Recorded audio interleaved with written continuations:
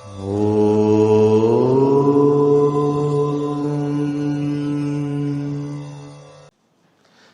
Numerology நேயர்களுக்கு சதீஷ் ராவின் வணக்கங்கள். இறைவனுக்கும் எண்களுக்கும் தொடர்பு உண்டா? இறைவனுக்கே எண்களா அப்படின்னு கூட நீங்கள் ஆச்சரியப்படலாம். இந்த பதிவில் அதை பற்றி தான் நான் பேச போகிறேன். நம்ம சாய்ராம் நியூமராலஜி சேனலுக்கு நிறைய ஆதரவு தரீங்க, மிக்க நன்றி. ரொம்ப விரும்பி பார்க்குறதாக உங்களுடைய தகவல்கள் ரொம்ப நல்லா இருக்குன்னு சொல்லிட்டு நிறைய பேர் ஃபோன் பண்ணி பாராட்டுறீங்க. ரொம்ப நன்றி அவர்கள் அனைவருக்குமே. உங்களுக்காகவே நான் பொது பலன்கள் இலவசமாக பதிவு பண்ணி அனுப்பிச்சிட்டு இருக்கேன். அதை பற்றி எல்லா பதிவுலையுமே சொல்கிறேன். புதிதாக பார்ப்பவர்களுக்காக சொல்லிவிட்டு நான் பதிவுக்குள்ளார போகிறேன்.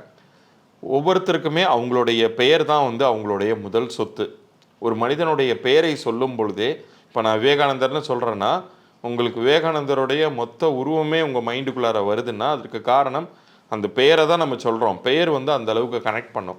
ஸோ அந்த பெயர் சிறப்பாக அமைந்தால் உங்களுடைய வாழ்க்கையில் அனைத்து சிக்கல்களையும் நீங்கள் வின் பண்ணலாங்கிறத நீங்கள் புரிஞ்சுக்கணும். அதே போல் உங்களுடைய வியாபாரம் செழிக்கணும்னா அந்த வியாபார பெயருமே எண்கணித ரீதியாக சரியாக அமைந்திருந்தால்தான் அந்த வெற்றி கிடைக்கும். அப்படி ஏதாச்சும் உங்களுக்கு சிக்கல்கள் இருந்துச்சுன்னா உங்கள் பிறந்த தேதியும் பெயரையும் எனக்கு கீழே தெரிகிற வாட்ஸ்அப் நம்பருக்கு அனுப்பிச்சி விடுங்க. உங்களுடைய பெயர் எந்த அளவுக்கு பொருந்திருக்கு அல்லது பொருந்தலைங்கிற தகவல் வரைக்குமான விஷயங்களை நான் இலவச பொது பலன்களாக தரேன். அப்படி பொருந்தலைன்னா என்ன செய்யணும், மேற்கொண்டு கன்சல்டேஷன் எப்படிங்கிறத பற்றியும் நான் அந்த பதிவுலேயே நான் சொல்கிறேன். இப்போ நம்ம பகுதிக்குள்ளார போகலாம். இந்த பதிவில் ஒவ்வொரு எண்களுக்குமான இறைத்தன்மை, ஏன்னா ஒரு சில எண்கள் நேரடியாக இறைவனோட தொடர்பு படும். இப்போ இறைவனுக்கும் எண்களுக்கும் தொடர்பு இருக்குமா அப்படின்னு கூட நிறைய பேருக்கு கேட்கலாம். கண்டிப்பாக இருக்குது. அதுலேயும் குறிப்பாக ஒரு மனிதன் ரொம்ப சிரமத்தில் இருக்கான், கடன் சிக்கல்களில் இருக்கான் அப்படின்னா அவனை திருப்பதி போயிட்டு வர சொல்லுவாங்க. திருப்பம் வரும் அப்படின்னு சொல்லுவாங்க. ஏன் திருப்பதி போயிட்டு வரும்போது ஒரு சில பேருக்கு அது வரைக்கும் இருந்த சிரம காலம் நீங்கி அவங்களுக்கு திருப்பம் உண்டாகி பணங்காசு சேருது அப்படின்னு கேட்டிங்கன்னா, அது பணங்காசுக்கான வைப்ரேஷன் மிக்க ஒரு இடம். அதை கொடுக்கக்கூடிய எண் எதுன்னு கேட்டிங்கன்னா 6ஆம் எண். 6ஆம் எண்ணினுடைய கிரகம் சுக்கிரன், சுக்கிரனினுடைய அதிதேவதை மகாலட்சுமி தாயார். இப்போ உங்களுக்கு புரிஞ்சிருக்கும். அந்த மகாலட்சுமி தாயாரினுடைய அவர்களுடைய சமஸ்கிருத பெயராக நம்ம மந்திரங்களாக சொல்வது ஸ்ரீ. அதனால தான் அங்கே இருக்கக்கூடிய பெருமாளுக்கே ஸ்ரீனிவாசன், அதாவது நிவாசம்னா வீடு, ஸ்ரீனா மகாலட்சுமி, ஸ்ரீ வாழும் இடம். அங்கே திருப்பதியில் போய் எங்கே பார்த்தாலும் ஸ்ரீனிவாசா காம்ப்ளெக்ஸ், ஸ்ரீனிவாசா பிரசாத நிலையம், இந்த மாதிரி ஸ்ரீனிவாசம்னே எல்லா இடத்துலையும் போட்டிருப்பாங்க. அந்த இடமே பணம் காசை தரதுக்கான வைப்ரேஷன் மிக்க ஒரு இடம். அது 6ஆம் எண்ணினுடைய தன்மை பொருந்தியது.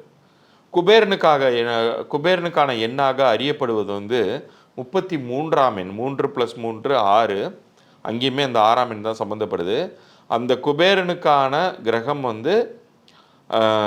சுக்கிரன் தான். அங்கே மகாலட்சுமியோடைய அம்சம் பொருந்திய இடமாக இருக்கிறதுனால தான் குபேரனை சம்மந்தப்படுத்தி அந்த திருப்பதி ஸ்தலத்தை இன்றைக்கி நம்ம சொல்லிக்கிட்டு இருக்கோம். குபேரனிடம் வாங்கிய கடனை திருப்பி அடைப்பதற்காகத்தான் பெருமாள் வரக்கூடிய பக்தர்களிடமிருந்து காணிக்கை வாங்குறாரு அப்படிங்கிற ஒரு புராண கதை சொல்கிறாங்க இல்லையா. அது நம்ம அப்படி சொல்லி நம்ம அங்கே போகும்பொழுது நம்மளுடைய வாழ்க்கையிலையுமே அது பெரிய அளவுக்கு மாறுது. அதனால தான் பார்த்திங்கன்னா இன்றைக்கி இருக்கக்கூடிய மிகப்பெரிய தொழிலதிபர்கள் கூட திரு அடையார் ஆனந்த பவனுடைய A2Bயோடைய ஓனர் கூட சொல்கிறாரு, என்னுடைய பிஸ்னஸில் பெருமாளை நான் பார்ட்னராக எடுத்துக்கிட்டேன். ஒவ்வொரு வருஷத்துலேயும் வரக்கூடிய லாபங்களில் ஒரு தொகையை நான் பெருமாளுக்கு நான் கொடுக்குறேன் அப்படின்னு. ஸோ இந்த ஒரு நியதியை, இந்த ஒரு வரைமுறையை அவங்க வகுத்ததுனால தான் பெருமாளுக்கு நான் காணிக்கை கொடுக்குறேன்னு அந்த மண்ணை மிதித்தா மேற்கொண்டும் நமக்கு காசு வரக்கூடிய ஒரு தன்மை கொடுக்கக்கூடிய இடம்தான் திருப்பதி கோயில், திருமலை திருப்பதி. ஸோ அந்த இடம் 6ஆம் எண்ணிற்குரியது. இப்போ அதே 6ஆம் எண்ணை தலைகீழ நீங்கள் எழுதுனீங்கன்னா என்ன வரும்? 9ஆம் எண் வரும். 9ஆம் எண்ணை பற்றி பார்ப்போம்.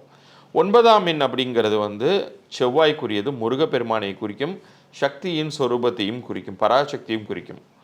அவர் சூரசம்ஹானை எப்படி அவர் வதம் பண்ணார், சூரசம்ஹார நிகழ்வு, சூரபத்மனை எப்படி அவர் வதம் பண்ணார்னா, பராசக்தி தன்னுடைய தாயிடம் இருந்து அந்த சூலத்தை பெற்று தானே அவங்க வதம் பண்ணுறாரு முருகப்பெருமான். இந்த பராசக்தியின் மொத்த அம்சமுமே முருகப்பெருமானிடம் உண்டு. ஆனால் இதில் 6ஆம் எண்ணில் 6ஆம் எண்ணை விட ஒரு மிக சிறப்பான ஒரு விஷயம் ஒன்று இருக்குது.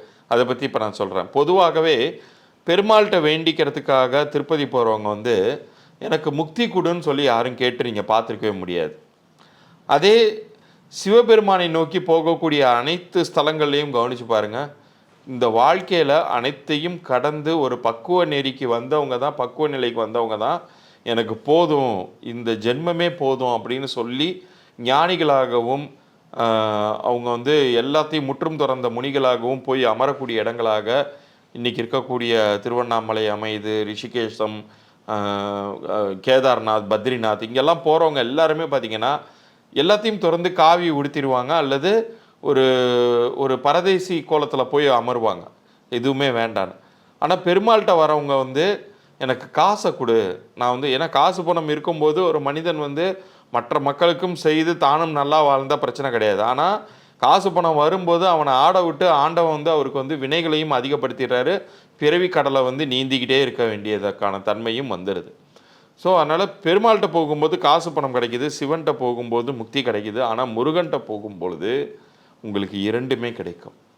எப்போதுமே திருச்செந்தூர் ஸ்தலத்துக்கு போனவங்க பார்த்திங்கன்னா ஒரு பக்கம் வாழ்க்கையில் பெருமளவுக்கு நன்றாக வாழ்ந்து அனைத்தையும் இழந்து அவங்க வந்து வாழ்க்கையில் ரொம்ப அடிபட்டு மிதிப்பட்டு ஒரு அவமானகரமான நிலைக்கு ஆளாகும்போது ஒரு மனிதனுடைய மனதில் வந்து ஒரு வெற்றிடம் தோன்றும், ஒரு வேக்கம் தோன்றும்.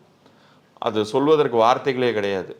இதற்கும் மேலே நம்ம லைஃப்பில் என்ன போய் காலடியில் உழுவோன்னு சொல்லிட்டு இங்கே திருச்செந்தூர் போகும்போது ஒரு பக்கம் அந்த மனிதனுக்கான முக்தியும் கிடைக்கும், இன்னொரு பக்கம் அவனை இழந்த அனைத்து இழப்பிற்கான பதிலாக பல மடங்கு அவனை வந்து முருகப்பெருமான் உயர்த்துவார்.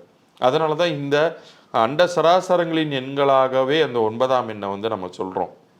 ஸோ 9ஆம் எண்ணிற்கு வந்து வளமையும் தரக்கூடிய ஒரு ஸ்தலமாக நம்ம கருதுவது வந்து திருச்செந்தூர் ஸ்தலத்தை அது முருகப்பெருமானுடைய எண்ணாகவும் அறியணும், பராசக்தியின் எண்ணாகவும் நம்ம வந்து அறிந்து கொள்ளணும். அந்த அளவுக்கு வந்து அதற்கு சக்தி உண்டு.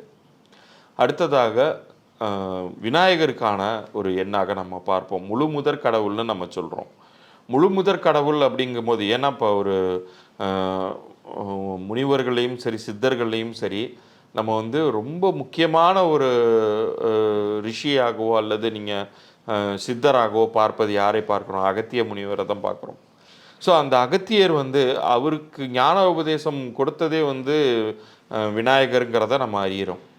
ஸோ முழு முதற் கடவுளுங்கிறத நம்ம வந்து விநாயகராக நம்ம வழிபடுவதற்கு காரணமாக தான். அதே மாதிரி விநாயகர் கோயில்களுக்கு போகும்பொழுது தான் அந்த நம்ம வந்து எப்படி ஒரு நம்ம வாத்தியார் வந்து நம்மளை தலையில் குட்டிக்க சொல்கிறாரோ அந்த மாதிரி நம்ம உக்கி போட்டு குட்டிக்கிறோம் இல்லையா? ஏன் அது செய்கிறோம்? நம்மளுக்கு புத்தியை கொடுக்கணும். இது இன்றைக்கி இருக்கக்கூடிய மாடர்ன் சைக்காலஜிஸ்டால் மாடர்ன் அந்த வர்ம புள்ளிகளை வந்து ஆக்டிவேட் பண்ணுறதுக்காக அதை நம்ம செய்கிறோம் அப்படின்லாம் சொல்கிறாங்க. அது அந்த காலத்திலே நம்ம முன்னோர்கள் ஒரு இதாகவே வகுத்து வச்சாங்க.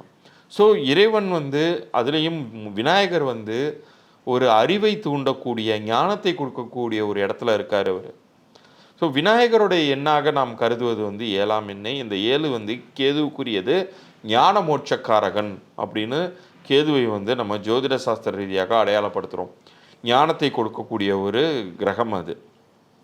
ஆனால் தொடர் துன்பங்கள் யாருக்கெல்லாம் நிகழுதோ, ரொம்ப இதுக்கு மேலே நமக்கு சிரமங்கள் அனுபவிக்கிறதுக்கு ஒன்றும் இல்லை, அந்த அளவுக்கு வாழ்க்கையில் போட்டு நம்மளை பிழின்னு பிழியுது, அடின்னு அடிக்குது அப்படிங்கிறவங்க எல்லாரையுமே வந்து சங்கடஹர சதுர்த்தி விரதத்தை இருக்க சொல்லுவாங்க. அந்த சதுர்த்தி விரதம் வந்து விநாயகருக்காக வேண்டி கொண்டு இருக்கக்கூடிய விரத முறை அது.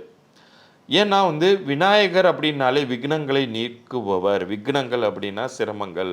ஸோ அந்த சிரமங்களை நீக்கக்கூடிய விநாயகருக்குரிய எண்ணாக 7ஆம் எண்ணை ஏன் நம்ம குறிப்பிடுறோன்னா 7ஆம் எண் ஞானத்தையும் கொடுக்கக்கூடியது. 7ஆம் எண்ணினுடைய ஆதிக்கம் ஒரு மனிதனுக்கு வந்துருச்சுன்னா அவன் வாழ்க்கையில் ஏன் வந்து தோத்தோம் அப்படிங்கிற அறிவு வந்துடும். அந்த அறிவு வந்துச்சுன்னா மறுபடியும் அவன் தோக்க மாட்டான்.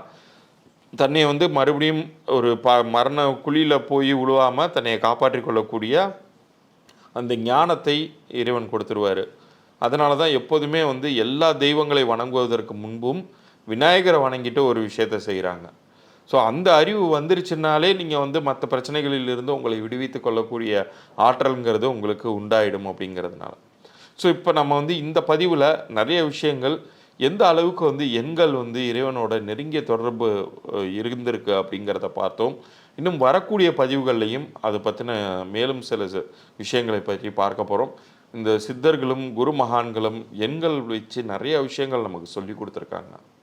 அதை பற்றியெல்லாம் வரக்கூடிய பதிவுகளில் நம்ம பார்ப்போம். நான் ஏற்கனவே சொன்னது மாதிரி யாரெல்லாம் நம்மளுடைய சாய்ராவ் நியூமராலஜி சேனலை சப்ஸ்கிரைப் பண்ணி அந்த ஸ்க்ரீன்ஷாட்டை கீழே தெரிகிற வாட்ஸ்அப் எண்ணிற்கு உங்களுடைய பிறந்த தேதி, பெயர் அல்லது உங்கள் வியாபார பெயர் அல்லது உங்கள் குழந்தையுடைய பெயரோடு அனுப்பி வைக்கிறீங்களோ அவர்களுக்கு அந்த பெயர் பொருந்தியிருக்கா பொருந்தலையாங்கிற தகவல் வரைக்கும் நான் இலவச பொது பலன்களாக கொடுத்துக்கிட்டு இருக்கேன். ஏன் பெயருக்கு நம்ம இந்த அளவுக்கு முக்கியத்துவம் கொடுக்குறோங்கிறத இந்த பதிவின் ஆரம்பத்திலே நான் சொல்லியிருந்தேன். ஒரு பெயர் அது வெறும் பெயராக மட்டுமல்ல, வாழ்க்கையாக நீங்கள் பார்த்தீங்கன்னா அது உங்கள் வாழ்க்கையில் ஜெயத்தை தரும். மீண்டும் அடுத்த பதிவில் சந்திப்போம். நன்றி, வணக்கம்.